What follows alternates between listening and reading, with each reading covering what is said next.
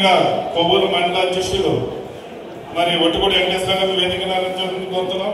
అదేవిధంగా మరి తాళపూడి మండల అధ్యక్షులు నామా కార్పొరేషన్ డైరెక్టర్ వారిని కూడా వేదిక కోరుతున్నాం. అదేవిధంగా క్లస్టర్ ఇన్ఛార్జెస్ మైన వెంకటేశ్వర గారు అన్నదావరపేట వారు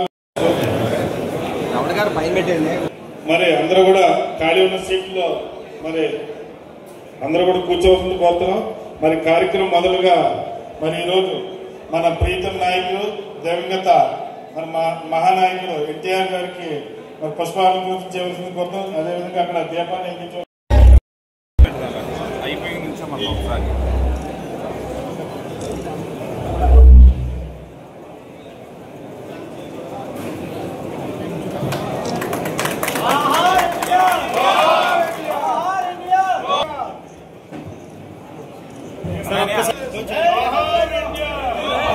జోహార్ ఇండియా, జోహార్ ఇండియా, జోహార్ ఇండియా.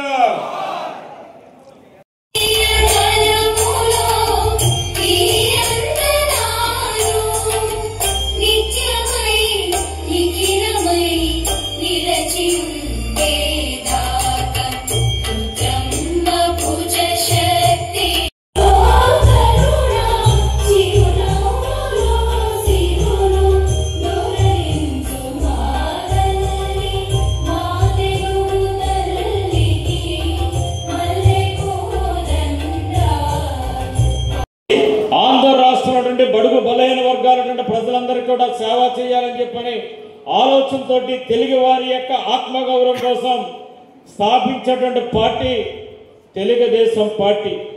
ఆనాడు కిలో 2 రూపాయల బియ్యం పథకం పెట్టడం కానీ, మొట్టమొదటిసారిగా ఇవాళ చంద్రబాబు గారి నాయకత్వంలో ఇస్తున్నటువంటి 4,000 రూపాయల పెన్షన్ ని ఆయన నాయకత్వంలో ఇవాళ చంద్రబాబు నాయుడు గారి తర్వాత మన లోకేష్ బాబు గారు కూడా ఆంధ్ర రాష్ట్రంలో బడుగు బలహీన వర్గాల కోసం, రాష్ట్ర యొక్క అభివృద్ధి కోసం, సంక్షేమం కోసం, నిరుద్యోగుల యువత కోసం, ఇవాళ తెలుగుదేశం పార్టీ నాయకుల కోసం, కార్యకర్తల కోసం నిరంతరం కూడా పనిచేస్తూ ఒక సైకో ముఖ్యమంత్రి చేసినటువంటి దుర్మార్గాల వల్ల ఈ రాష్ట్రం మరొక 15 సంవత్సరాలు వెనకబడిపోయినటువంటి పరిస్థితి మనందరం చూసాం.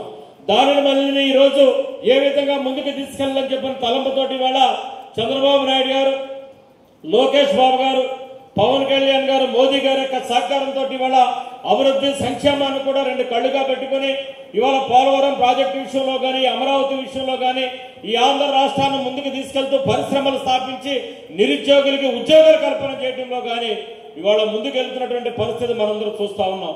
P4 విధానాన్ని పెట్టుకుని బడుగు బలహీన వర్గాల దగ్గర నుంచి అన్ని వర్గాలు, అన్ని మతాలు, అన్ని కులాల్లో ఉన్నటువంటి ప్రజలందరినీ కూడా సమన్వయం చేసుకుంటూ ఈ ఆంధ్ర రాష్ట్రాన్ని ముందుకు తీసుకెళ్లాలని చెప్పిన ఆలోచనతో ఇవాళ చంద్రబాబు గారి నాయకత్వంలో, లోకేష్ బాబు గారి నాయకత్వం